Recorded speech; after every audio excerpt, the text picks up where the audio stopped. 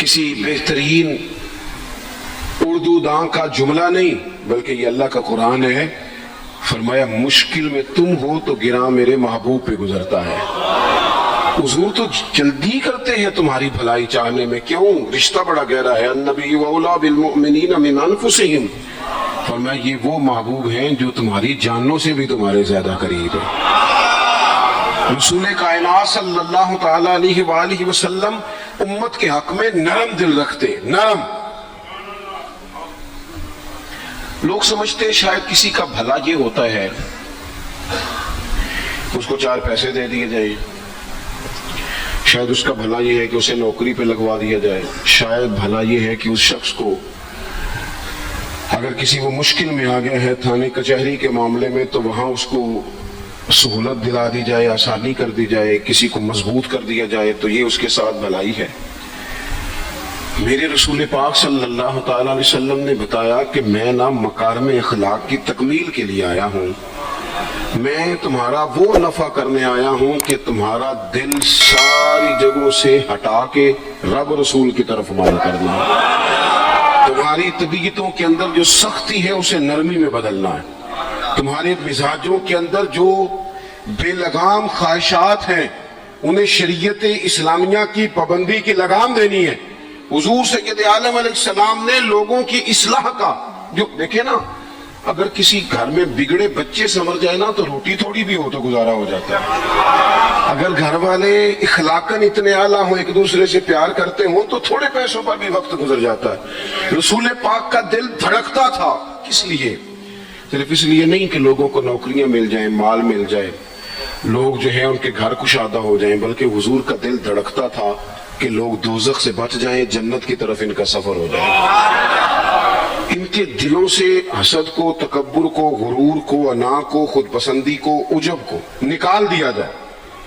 یتلو علیکم آیاتنا ویزکیکم، ان کا تزکیہ کر دیا جائے، دل صاف کر دیا جائے. رسول پاک صلی اللہ علیہ وسلم احساس کے ساتھ جاتے ہیں. ہمارے ہاں نا تبلیغ ہوتی ہے لیکن اس میں درد نہیں ہوتا، اللہ ماشاءاللہ اچھے لوگوں کی بات نہیں کرتا. تو میرے جیسے آدمی نے تقریر کرنی ہے، گھنٹہ گزارنا ہی ہے، تو پھر بعض اوقات نفس کی خواہشیں غالب ہوتی ہیں تو وہ اصلاح سے زیادہ شوق داد لینے کا غالب آ جاتا ہے. وہ آپ کو پتہ ہے نا، وہ ہمارے ہاں پھر وہ نقیب محفل بیچارہ کبھی بھاگ کے ادھر چلا جاتا ہے، کبھی بھاگ کے ادھر آتا ہے، کہتا ہے میں نے جملہ دینا ہے. اب وہ ایسے لگتا ہے جملہ نہیں دینے لگا، کوئی ایٹم بم دینے لگا ہے جس میں اتنی اسے پریشانی کہ جملہ کہنے لگا، اسے سنبھال کے رکھنا، ضائع نہ کرنا، یہ نہ کرنا. وہ تو جملہ رہنے دے، تو آیت دے ہمیں کوئی قرآن پاک کی، تو ہمیں کوئی حدیث پاک سنا، تو حدیثی بات کر. یہ تو مطلب. اور پھر وہ داد کا اتنا شوق کہ جب تک سارے ہاتھ نہ کڑھیں، جب تک شمال جنوب والے نہ بول پڑیں تب تک بات نہیں ہوگی. یہ کیسی بات ہوئی؟ اصلاح کے اندر تو آپ کا درد آپ کی زبان سے زیادہ اثر رکھتا ہے. اقبال کہنے لگے کہ بات جو دل سے نکلتی ہے اثر رکھتی ہے، پر تو نہیں، پر طاقت پرواز مگر رکھتی ہے. وہ تو اڑتی ہے، وہ تو اس کی تو پذیرائی ہوتی ہے. اگر بات دل سے نکل رہی ہے تو عزیز بھائی یاد رکھیے گا، حضور سید عالم علیہ السلام درد دل کے ساتھ دعوت دیتے لوگوں. 10 دن حضور نے طائف میں قیام کیا ہے، ایک بندے نے بھی کلمہ نہیں پڑھا، الٹا انہوں نے روڑے مارے، تکلیف دی. حضور واپس آ رہے ہیں، صحابی ساتھ ہیں، باغ میں بیٹھ گئے. اتنی صحت مبارک پر انہوں نے معاذ اللہ تعالیٰ سنگ باری کی کہ خون مبارک بہ رہا ہے. فوراً عرض گزار ہوئے، یا رسول اللہ صلی اللہ علیہ وسلم آپ دعا کر دیں یہ تباہ ہو جائیں. فرشتہ بھی حاضر ہو گیا، حضور آپ دعا کریں یہ تباہ ہو جائیں. لیکن محبوب کے دل میں نرمی ہے نا امت کے لیے، اگرچہ یہ ساری امت دعوت ہے اس وقت، پر اس وقت بھی نرمی ہے. محبوب کریم علیہ السلام نے ہاتھ اٹھائے. صحابی کہتے ہیں میرے دل میں خیال آیا اب یہ تباہ ہوئی، میری طرف دیکھیں جی، اب یہ تباہ ہو ہی جائیں گے، اب کوئی نہیں بچا سکتا انہیں تباہ ہونے سے. لیکن حضور نے کیا کہا اے اللہ انہیں ہدایت دے دے، انہیں پتہ ہی نہیں یہ کیا کر رہے ہیں. فوراً عرض کی یا رسول اللہ ایک نے بھی کلمہ نہیں پڑھا، ایک نے بھی کلمہ نہیں پڑھا. کبھی پتھر مارنے والے کے لیے بھی دل میں احساس ہوتا ہے. ہمیں تو کسی نے کچھ بھی نہیں کہا، کوئی گالی نہیں دی، کچھ نہیں کہا، پر ہم سخت کیوں ہیں بھلا؟ وہ ہمارے پیچھے نہیں چلتا ہاتھ باندھ کے. جی میں ہاں نہیں ملاتا تو ہمارا دل اس کے لیے سخت ہے. دو ہی تو بندے ٹھیک ہے دنیا میں, ایک میں ٹھیک ہوں اور ایک جو میری ہاں میں ہاں ملائے پوری وہ ٹھیک ہے. دونوں ہاتھ باندھ کے پیچھے چلے, تیسرے کو میں کیسے ٹھیک ہونے دیتا ہوں؟ میرا مزاج ہی نہیں. اللہ ماشاءاللہ ہماری طبیعت ہی نہیں ہوتی ایسی. خدا کے بندو, جب دل کشادہ ہو, طبیعتیں کھلی ہوں, پھر اس طرح کا تھوڑی مزاج ہوتا ہے. کریم محبوب صلی اللہ علیہ وسلم سے عرض کی, حضور ایک نے بھی نہیں کلمہ پڑھا اور پھر بھی آپ کے دل میں اتنی وسعت ہے, آپ ہدایت کی دعا کر رہے, 10 دن لگائے ایک شخص بھی نہیں آ رہا. تو محبوب کیا فرمانے لگے؟ کریم فرمانے لگے, مجھے پتا ہے انہوں نے تکلیف دی ہے, ایک نے بھی کلمہ نہیں پڑھا, جلدی نہ پریشان ہو جایا کریں. کچھ لوگ جلدی کچے جملے بوئے, ساڑی قوم نہیں ٹھیک ہو سکتی جی, ایسمو لگتا کچھ نہیں ہو سکتا جی, یہ نہیں ٹھیک ہو سکتے, فلانے نہیں ٹھیک ہو سکتے. شکوہ ظلمت شب سے تو کہیں بہتر تھا, اپنے حصے کی کوئی شمع جلاتے جاتے. اللہ کے حبیب صلی اللہ علیہ وسلم سے عرض کی, یا رسول اللہ صلی اللہ علیہ وسلم ایک بھی نہیں مانا اور آپ نے پھر ہدایت کی دعا کی. تو یہ میرے محبوب کا امید کا طریقہ ہے. کریم فرمانے لگے, اگر آج یہ نہیں مانتے تو پھر بھی تباہی کی دعا نہیں کرنی, یہ نہیں مانتے تو ان کی آنے والی نسلیں مان جائیں گی, مان جائیں گے لوگ. اپنے دل میں جب آپ نرمی لے آتے, ہمارے نا سینکڑوں نوجوان گناہوں میں چلے گئے ایک ایک علاقے سے. جو آدمی گناہ میں مبتلا ہوتا ہے نا, وہ سخت تکلیف میں ہوتا ہے.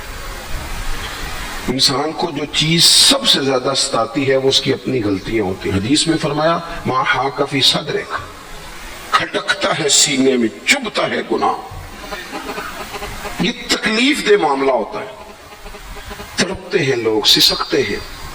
لیکن روایتی انداز سارا جب ہماری مجالس اور محافل میں ہو جاتا ہے, کوئی نہیں وقت دینے والا, پیار کرنے والا, تھپکی دینے والا, بازو تھام کوئی نہیں. ایک تقریر وہ ہے جو میں آپ سے کرتا ہوں, اور ٹھیک ہے گھنٹہ گزارنا ہے, تو وہ بھی کئی میری طرح کے لوگ ہیں جو جمعرات کو فیصلہ کرتے ہیں سویرے کیا بیان کرنا. حالانکہ میری طرح کے جو چھوٹے ہیں وہ ہفتے سے ہی تیاری شروع کر لیتے ہیں تاکہ کچھ غور فکر کر کے قوم کے سامنے رکھا جائے, ضروری. اب ایک تقریر میں آپ سے کرتا ہوں, سمجھانے کے لیے عرض کرتا ہوں. ایک تقریر ایسی ہے جو خطیب صاحب آپ سے کرتے ہیں, اور خدا نہ خواستہ اللہ تعالیٰ معاف کرے, صرف سمجھانے کے لیے. اگر ان کو پتہ چل جائے کہ ان کا بیٹا کسی غلطی میں مبتلا ہو گیا تو پھر بھی اسی طرح ہی داد و تحسین کے لیے لاش پش کر کے تقریر ہوگی؟ نہیں, پھر یہ انداز نہیں ہوتا. پھر تو بچہ کو سامنے بٹھا کے باپ اپنی پگڑی اس کے پیروں میں رکھتا ہے, پھر تو ماں دوپٹہ پیروں میں رکھتی ہے, کہتی پتر میری کمائی نہ اجاڑ دینا. اور نہ پتہ چلا تو سگریٹ پینے لگ گئے, خدا خیر کرے, تیری مہربانی. سوتا نہیں, اس کا چہرہ پریشان ہے. اب بات آئی ہے نا, اب یہ وقت آیا تبلیغ کا, اصلاح کا. اسے منت کر کے سمجھایا, اس کو گزارش کی. اس نے کہا ابا جی غلطی ہو گئی تھی, آئندہ نہیں کرتا. پوری اس نے تسلی دی, پھر بھی نہیں سوتا. بچہ تو وعدہ کر کے چلا گیا, پھر بھی نہیں سویا. وہ اپنے کمرے میں چلا گیا اور اس نے مصلی بچھا لیا. کہا یا اللہ یہ میری عمر کی کمائی ہے, مالک اسے ہدایت دے دے. او بھائی, جب تو اس انداز میں ملت کے ہر بیٹے کی اصلاح کرنے لگے گا, اور اس سے مراد صرف خطیب واعظ ہی نہیں, حضور نے ہم سب کے ذمہ لگایا تھا بلیغ عنی ولو آیا. ہم سب کی ذمہ داری ہے لوگوں کے لیے, لوگوں کو قائل کریں. مجھے بتاؤ, اپنی ذات کے حق میں قائل کرنا ہو تو کرتے ہیں کہ نہیں؟ ہوتا ہے نماز کی دعوت ہم کیسے دیتے ہیں؟ ہم کہتے ہیں پڑھ لیے کر نماز, اتنے پیسے کہاں لے کے جائے گا, یہی دعوت ہوتی ہے نا. وہ کہتا ہے تو نے اپنی قبر میں جانا اور میں نے, یہ تو ہے ہمارا دین کے حق میں. وہ محفل میں آنا اگر ٹائم ملا تو ٹھیک, یہ ہے دین کے حق میں. اور جب اپنی باری آئے, کسی سے 50,000 روپے چاہیے تھے, فون کیا اس کو, ملنا تھا, وہ کہتا حکم کرے. کہتے نہیں ٹیلی فون والی بات نہیں. کہتے میں تو 2 بجے ملوں گا, تو 2:30 بجے میل پر, میں مل کے کر لیے. پھر جاتے ہی اس سے 50,000 مانگا نہیں, پہلے منت کی, دکھ سنایا, پھر اسے ثابت کرایا کہ تیرے علاوہ دینا بھی کسی نے نہیں, سارے غلط بندے ہیں, تو ٹھیک ہے معاذ اللہ. پھر اس کو یہ بھی ثابت کرایا وقت پہ واپس کر دوں گا. اتنی ساری گزارش کر کے رو دھو کے جب وہ پورا قائل ہو گیا تو آخر میں کہا مجھے 50,000 ہے. صحیح کہہ رہا ہوں؟ ہاں نہ تو کرو نا, ہلکا سا ایسے ایسے تو کرو نا. ہوتا ہے کہ نہیں ایسے؟ اور بھائی اپنے حق میں قائل کرنا تھا تو تجھے سارا طریقہ آتا تھا، اور رب و رسول کے حق میں قائل کرنے کا تجھے طریقہ ہی نہیں آتا، تجھے پتہ ہی کوئی نہیں کہ کیسے قائل کرنا ہے۔ اپنے لیے تو نے قائل مائل کرنا تھا، سارا پتا تھا، سب خبر تھی کیسے منانا ہے، اور کسی کو مسجد کے لیے منانا تھا تو کہتا جی میری کو مانتے ہی نہیں، میری کون سنتا ہے۔ آپ جب تک اس درد سے زازان